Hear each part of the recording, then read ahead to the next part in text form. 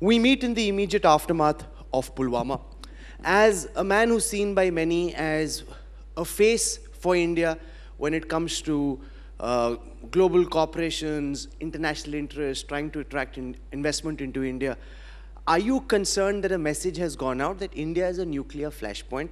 Does this impact how global companies perceive and consider their investments in the India story? This is typically the kind of weak narrative that some opposition leaders and including some media anchors, particularly on television, have tried to project in the last few days.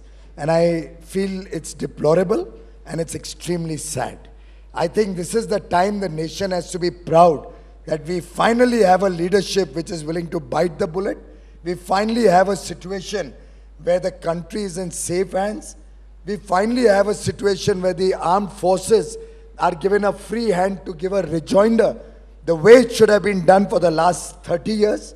We finally have a leadership which is not going to buckle under anybody's pressure, domestic or international.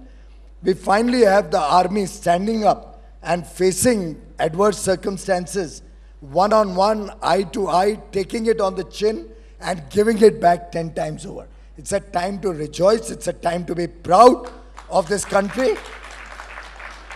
And I wish these apologists who are trying to whittle this down to a international story, a nuclear flashpoint and all of that, would understand the world only recognizes strength. Nobody recognizes a weak leadership, a weak country. It is because today India is a strong country. It is because India today is a strong economy. It is because India has a strong leadership that we are recognized in the world as a power, as a powerful nation, and therefore we've been able to get the world to rally behind India even at this stage. So as of now, there are two different narratives that are at play. One is that we struck with immense precision, we did significant damage, numbers to the tune of 300, 400 terrorists being killed are being bandied about. The Air Force itself hasn't confirmed. International media is being taken to the zone where the missiles fell. They're saying only one person was injured, that the missiles that we threw fell into open forest. Do you believe this then puts some pressure on India to convince the world and the public and the opposition that yes, indeed, the mission was successful? No, are you convinced first? So I believe... No, I mean, I'll answer are you a part of this narrative that is trying to belittle our armed forces?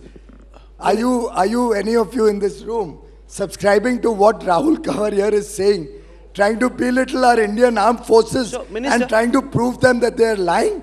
Is that what your intention is, Rahul? Absolutely not. Let me just clarify. I wonder where this world is, where this country is going if we're going to have this kind of thinking also. That you're going to accept what Pakistan says and colleagues of yours are going to propagate the Pakistan theory in India. I think it's a matter of shame. Minister, my job as a journalist is to ask a question, and the fact is... Are you questioning our armed forces and what they have said? Sir, I have no answer. I have not been there. I was not the pilot who was firing at Pakistan. I was not the pilot who was taking revenge. But if you have any questions and you suspect that our armed forces have not done their job right, I actually feel that it's a very, very sorry position for a senior journalist like you, coming from a very reputed media house where I'm sitting here today, even willing to consider that kind of a narrative. Minister, I'm an army officer's son. I grew up in the midst of a lot of olive. And I believe your father must have always said the truth. My father is one of India's foremost military experts. I need no and lesson so on are all those, nationalism or and patriotism. so are all those people who attacked Pakistan, Minister, who went across the line of control and protected India's unity and integrity. Minister, neither me nor anybody else sitting here needs any lesson in nationalism and patriotism from you or from anybody else. And this is not a simplistic binary. It's not as if we don't believe you, we are anti-national. Not me. It's the Army and the Air Force. No, I have not said anything. Sir, the Army and the Air Force haven't said anything. They haven't said that they took down 300, 400 targets.